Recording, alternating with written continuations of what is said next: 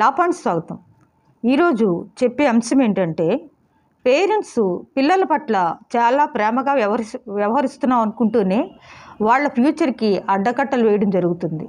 ఈ విధంగా చేయడంలో పేరెంట్స్ వాళ్ళని కొన్ని నేరాలు చేయడానికి ప్రేరేపించినట్టు కూడా అవుతుంది. ఇదే విధంగా రీసెంట్గా పూణేలో జరిగినటువంటి ఒక యాక్సిడెంట్ కేసులో ఈ విధమైనటువంటి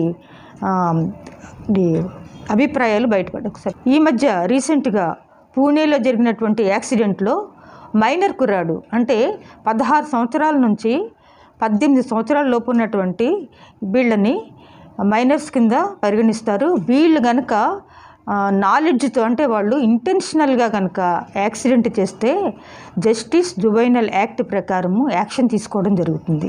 అసలు ఈ యాక్ట్ అంటే ఏంటి, ఈ యాక్ట్ ద్వారా ఇలాగ మైనరులు యాక్సిడెంట్లో కనుక ఇరుక్కుంటే ఎలాంటి శిక్షలు పడతాయి, వీటి గురించి డిస్కస్ చేద్దాం. ఏంటంటే, ఇప్పుడు ఈ మైనర్స్ అంటే 14 సంవత్సరాల నుంచి 16 సంవత్సరాల లోపు ఉన్న పిల్లలైతే కనుక వాళ్ళకి అంత నేరాల మీద అంత అవగాహన ఉండదు, వాళ్ళకి అంత నాలెడ్జ్ కూడా ఉండదు. ఇలాంటి ఏజ్లో కనుక తెలుసో తెలియక యాక్సిడెంట్లు కనుక చేస్తే కనుక వాళ్ళని జువైనల్ హోమ్కి పంపించడం జరుగుతూ ఉంటుంది. అలా కాకుండా 16 సంవత్సరాల నుంచి 18 సంవత్సరాల లోపు పిల్లలకి ఇంకా కొంచెం పరిణితి వస్తుంది కాబట్టి వాళ్ళ మైండ్ మెచ్యూరిటీ ఇంచుమించు ఉంటుంది. వాళ్ళకి కనుక ఇలాగా నాలెడ్జ్ ఉండి, అంటే ఆ యాక్సిడెంట్ జరిగితే ఏం జరుగుతుంది అనేటువంటి నాలెడ్జ్ ఉండి కూడా నిర్లక్ష్యంగా వ్యవహరించి ఎదుటివాడి ప్రాణాలను కనుక తీస్తే కనుక ఇలాంటి వాళ్ళకి ఈ జస్టిస్ జువైనల్ యాక్ట్ ప్రకారము శిక్ష పడే అవకాశాలు ఉన్నాయి. ఈ యాక్ట్లు 3 టైప్స్ కింద ఉంటుంది.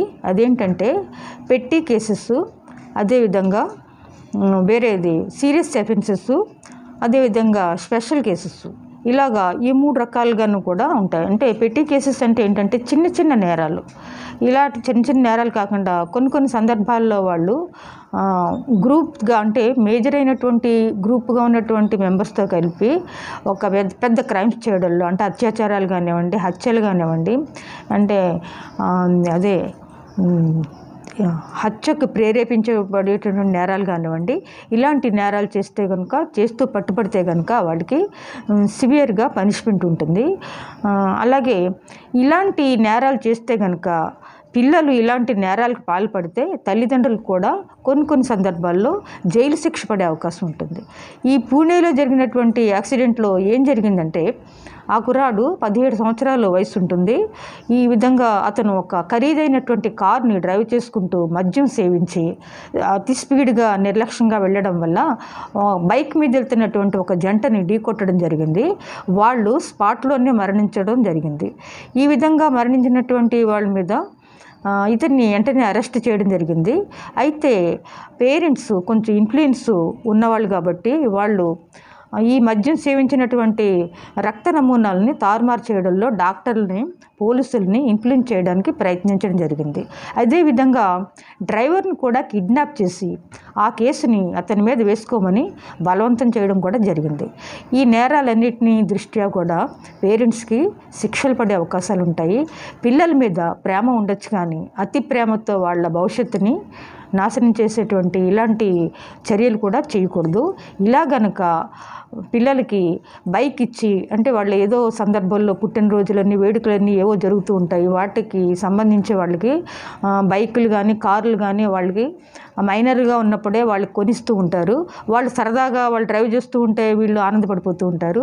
అలాగా వీళ్ళు సరైన అవగాహన లేకుండా, సరైన డ్రైవింగ్ లైసెన్స్ అది లేకుండా మైనర్స్గా ఉన్నప్పుడే వాటిని నిర్లక్ష్యంగా డ్రైవ్ చేసి ఎదుటివాడి యొక్క ప్రాణాలని తీస్తే కనుక ఇలాంటి నేరాలను పాల్పడితే according to motor vehicle act section 199A ప్రకారము పేరెంట్స్ కూడా 3 సంవత్సరాలు జైలు శిక్ష పడే అవకాశం ఉంది. అదేవిధంగా జువైనల్ జస్టిస్ యాక్ట్ ప్రకారం కూడా సివియర్ యాక్షన్ తీసుకునే అవకాశం ఉంది. కాబట్టి పిల్లల పెంపకంలో మీరు శ్రద్ధ వహించాలి. పిల్లల్ని ప్రేమగా చూసుకోవడంలో తప్పు లేదు, కానీ వాళ్ళు చేసినటువంటి నేరాలను కప్పిపుచ్చడానికి ప్రయత్నించడం కానీ, లేదంటే చిన్న సరదాలకి పోయి వాళ్ళకి ఇలాగ పెద్ద నేరాలు చేసేటటువంటి అవకాశాలు కల్పించకుండా ఉండడం కోసం మీరు పేరెంట్స్ పేరెంట్స్ అందరూ కూడా ఈ విధంగా వ్యవహరించకుండా పిల్లల పట్ల వాళ్ళ భవిష్యత్తును దృష్టిలో పెట్టుకొని మీరు డ్రైవింగ్ లైసెన్స్ అది వచ్చిన తర్వాత వాళ్ళు పరిణతి చెందిన తర్వాత మాత్రమే వాళ్ళకి ఇలాంటి వెహికల్స్ వాళ్ళ చేతికిచ్చి అప్పుడు మీరు వాళ్ళకి ఈ విధమైనటువంటి ఇది చేయాల్సి ఉంటుంది. మీ అందరికీ అవగాహన కోసం ఈ వీడియో చేశాను. మరో వారం మరో మంచి వీడియోతో మీ ముందుకు వస్తాను. నమస్తే.